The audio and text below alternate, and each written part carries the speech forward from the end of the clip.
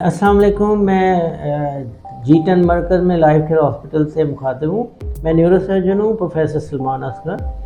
ہماری اسپیشلٹی میں جو ایک اور پہلے آپ نے ویڈیو دیکھا ہوگا وہ بیک پین کے بارے میں تھا, اسپائن کے بارے میں تھا. یہ ویڈیو میں برین کے بارے میں کرنا چاہتا ہوں اور اس کے بھی دو پارٹس ہوں گے, تو آپ دونوں پارٹ دیکھیے گا, معلومات زیادہ ملیں گی آپ کو, اور بیماری کے بارے میں بھی آپ کی انڈرسٹینڈنگ ہوگی, اویئرنیس بڑھے گی.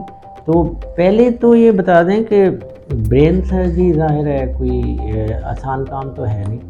اس کے سیکھنے میں بھی وقت لگتا ہے اور اچھا خاصا اسکل چاہیے, اور گیجٹری بھی آج کل بہت ہو گئی, انسٹرومنٹ بہت ایڈوانس ہو گئی ہیں, اور ایون اسپیس انسٹرومنٹس جو ہیں جو ناسا نے بنائی تھی وہ اب نیورو سرجری میں یوز ہونے لگی ہیں. مائکروسکوپ یوز ہوتی ہے, تو اور بھی بہت سی چیزیں ہیں. نیورو اینڈوسکوپ ہے جو کہ جس کے ذریعے ہم اندر برین کے اندر دیکھتے ہیں.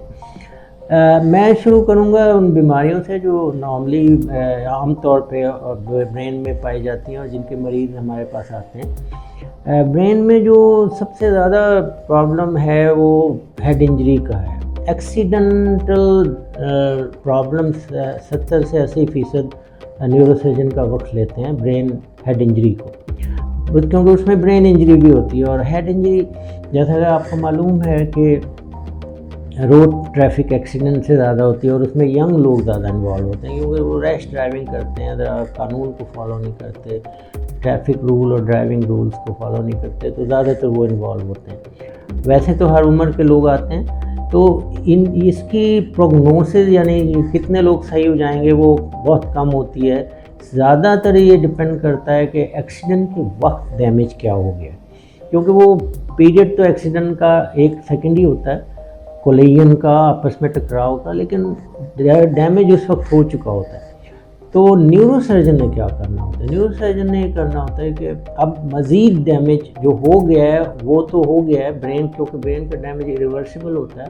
مزید ڈیمیج جو ایکسیڈنٹ سائٹ سے لے کے ہاسپٹل اور آپریشن تھیٹر تک جانے میں ہو جاتا ہے وہ اس کو روکے, اور اس کے بعد آپریشن کے دوران کوئی ڈیمیج نہ ہو. تو 2 قسم کے ڈیمیج ایون ایکسیڈنٹ کے بعد بھی ہو سکتے ہیں برین کو, اور وہ نیورو سرجن نے روکنے ہوتے ہیں. نارملی جو آپریشن میں ہوتا ہے وہ یہ ہوتا ہے کہ ایک بلڈ کلاٹ بڑا سا بنتا ہے جو کہ کسی شریان کے پھٹنے کی وجہ سے ہوتا ہے, اور وہ برین کے 3 جگہوں پہ ہوتا ہے, یا تو برین کے اندر ہوتا ہے, یا برین کے باہر ہوتا ہے, یا برین کے بالکل باہر یعنی 3 جھلیوں کے باہر ہوتا ہے.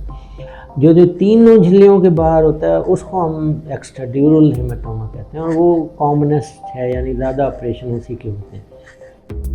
اس کو نکالنے کے ٹائم کم ہوتا ہے, تقریباً 5-6 گھنٹے کے اندر وہ نکل جانا چاہیے, ادروائز برین ڈیمیج ہو جاتا ہے. تو پہلی بات تو یہ ہے کہ پیشنٹ کو جلدی ٹرانسپورٹ کرنا چاہیے ہاسپٹل, اور اس کا CT اسکین فوراً ہو جائے تاکہ پتہ چل سکے وہ بیماری اب سرجری والی ہے یا سرجری کی نہیں ضرورت ہے. اس کے بعد ICU کا ایک ٹائم ہوتا ہے, ICU میں رکھا جاتا ہے, اور اس کے برین کو ہر قسم کے نارمل ایٹماسفیئر میں رکھنے کے لیے وینٹیلیٹر پہ ڈالا جاتا ہے کچھ مریضوں کو. اور یہاں تک کہ جیسے میں نے کہا کہ سیکنڈری انجری جو کہ ایکسیڈنٹ کے بعد ہونی تھی اس کو ہم نے بچانا ہوتا ہے ہر صورت میں, کہ سیکنڈری انجری نہ ہو.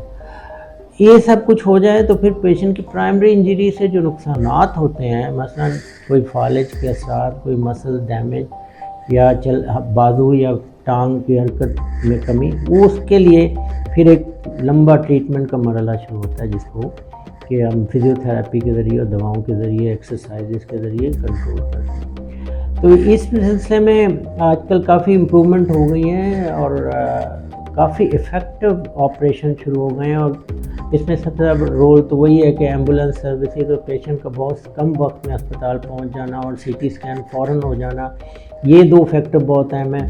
اور نیورو سرجیکل سینٹر اور ICU کا بیڈ اویلیبل ہونا, یہ 2 فیکٹر اس کے بعد ہیں.